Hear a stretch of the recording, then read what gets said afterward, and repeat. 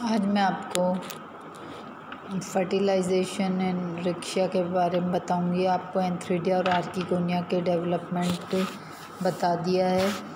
अब नेक्स्ट है निषेचन या फर्टिलाइजेशन। निषेचन के लिए निषेचन के लिए जल अत्यंत आवश्यक है। Water is necessary for fertilisation.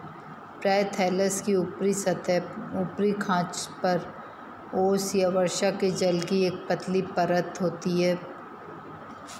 पुंमणु या एंथ्रोजोइड जल में तैरते हुए पुधानी से स्त्रीधानी के मुख तक पहुँचते हैं।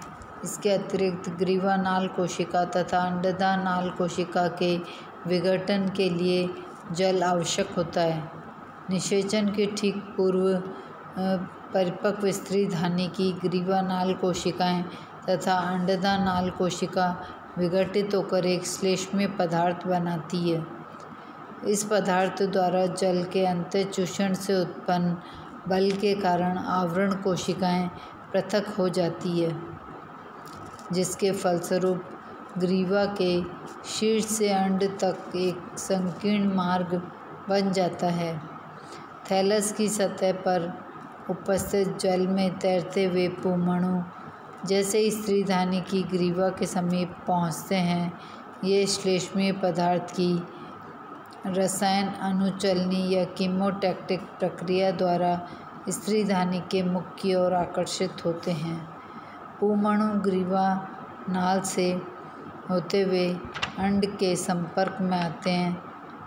सामान्यतः केवल एक पुंमणु, जो सबसे पूर्व स्त्रीधानी में प्रवेश करता है, अंड से संयोजित होकर निषिक्तांड या ऊस्पोर बनाता है।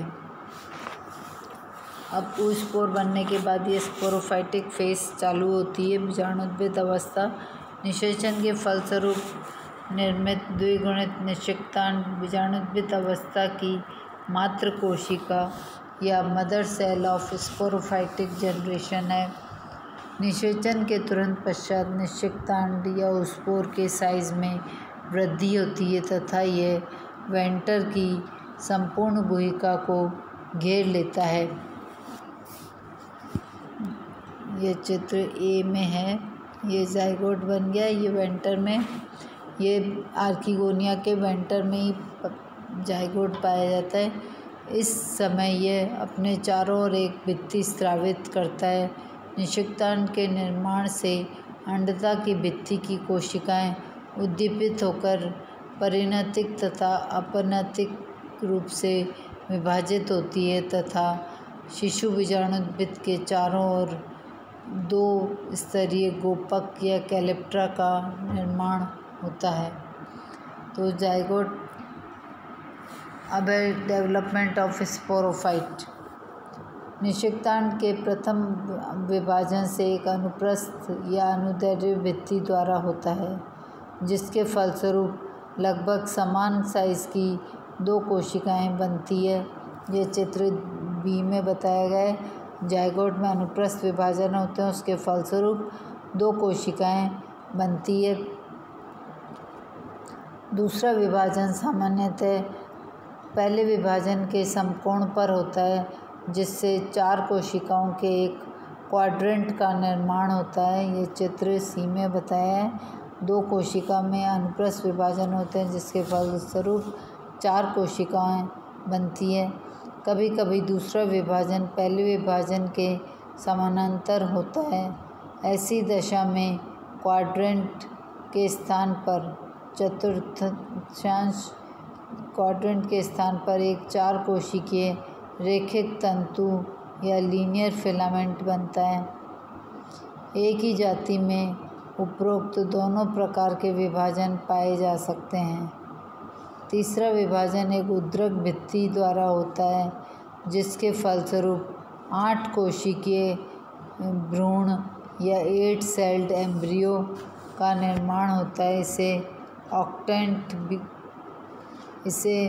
इस ऑक्टेंट की सभी कोशिकाएं प्राय एक समान साइज की होती है।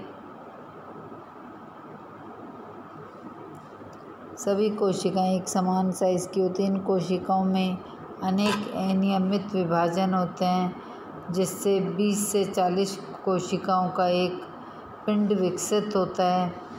इस कोशिका की पृष्ठीय कोशिकाओं से परिणतिक विभाजन या पेरिक्लिनल डिवीज़न होते हैं, जिसके फलस्वरूप एक परिधीय बाह्य थीसियम या एम्फीथीसियम तथा केंद्रीय अंतःथीसियम बनती है। यह चित्र डी में बताया है कि जो बाहर की तरफ है वो तो है एम्फीथीसियम और जो अंदर की तरफ है वो एंडोथीसियम कहलाती है। बाह्यथीसियम की कोशिकाएं केवल अपनतिक विभाजन करती हैं। एंटीक्लिनल डिवीज़न होता है परिधि के समकोण पर, जिससे एक स्तरीय स्टेराइल जैकेट का निर्माण होता है। एंडोथीसियम की कोशिकाएं प्रप्रसूतक या आर्किस्पोरियम के रूप में कार्य करती है तथा इसके पुनर्विभाजन से बीजाणुजन कोशिकाओं या स्पोरोजिनस सेल्स का निर्माण होता है।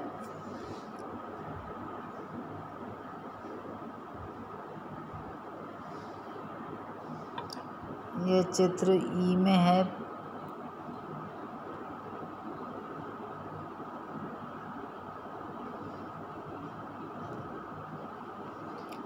जो बीजाणु मात्र कोशिकाओं स्पोर मदर सेल के रूप में कार्य करती है।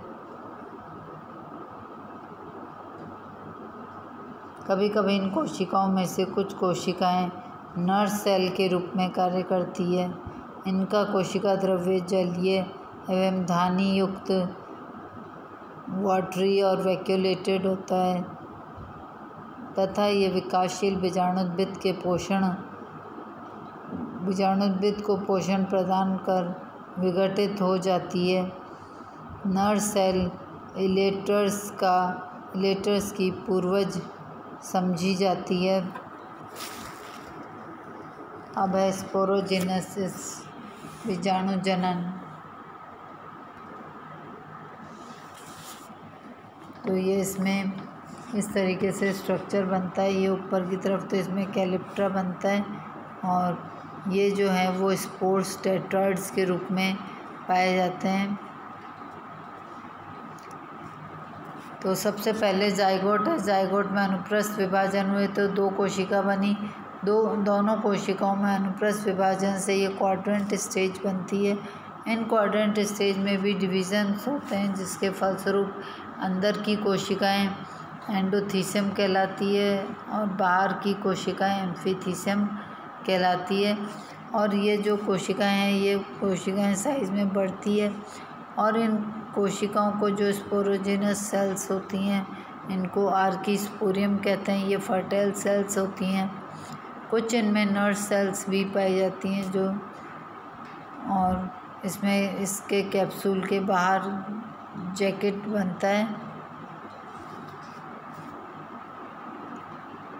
इसके बाद ये एफ वाला, ये बाहर की तरफ कैलिप्ट्रा है और बीच का हिस्सा इसका ये कैप्सूल कहलाता है, जिसमें स्पोर्स पाए जाते हैं।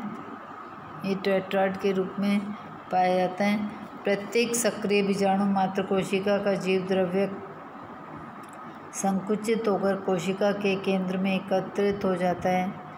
इस कोशिका के अर्धसूत्रण या मियोसिस से 4 अगुणित स्पोर बनते हैं। अर्धसूत्री विभाजन 2 चरणों में होता है। प्रथम चरण में गुणसूत्रों की संख्या आधी हो जाती है, जबकि दूसरा विभाजन सामान्य होता है। इसमें भित्तियों का निर्माण दूसरे केंद्रीय विभाजन के पश्चात होता है।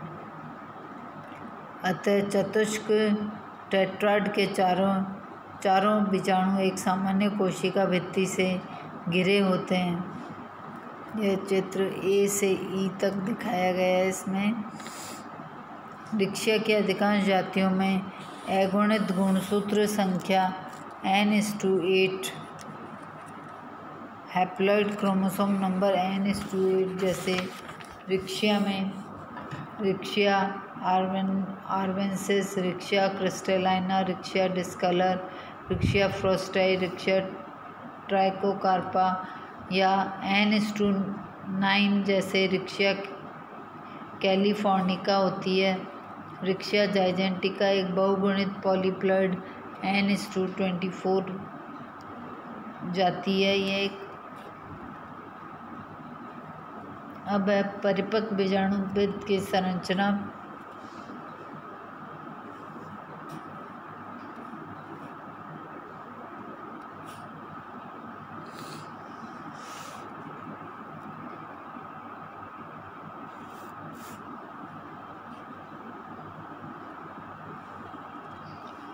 रिक्शिया का परिपक्व बीजाणुविद मात्र युग्मोद्भिद की ऊपरी सतह पर धसे बीजाणु कोश या स्पोर सैक या कैप्सूल द्वारा निरूपित होता है।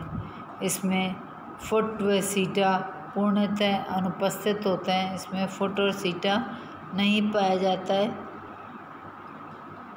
बीजाणु कोश में बीजाणु मात्र कोशिकाएं इसकी एक स्तरीय भित्ति से घिरी रहती हैं।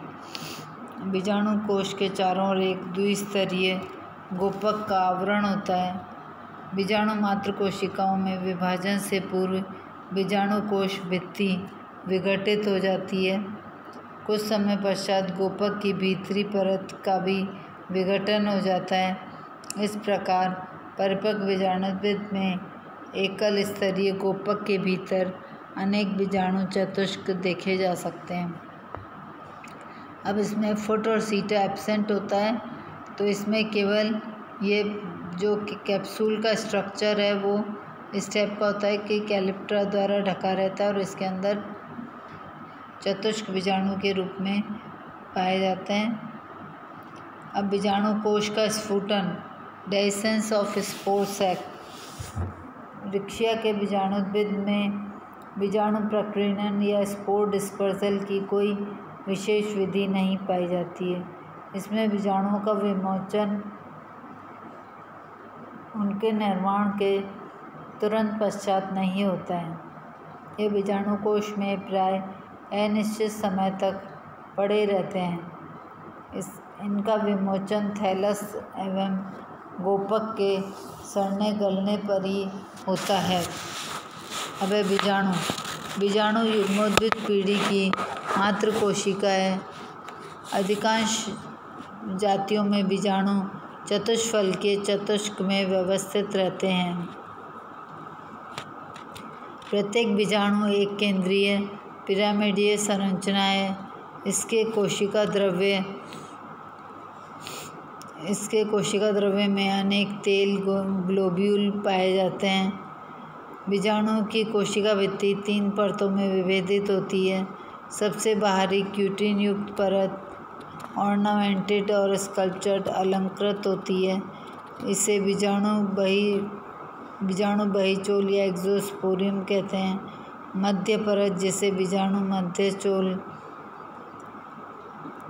मध्यचोल या मीजोस्पोरियम कहते हैं, 3 समकेंद्री परतों कॉन्सेंट्रिक लेयर्स से निर्मित होती है।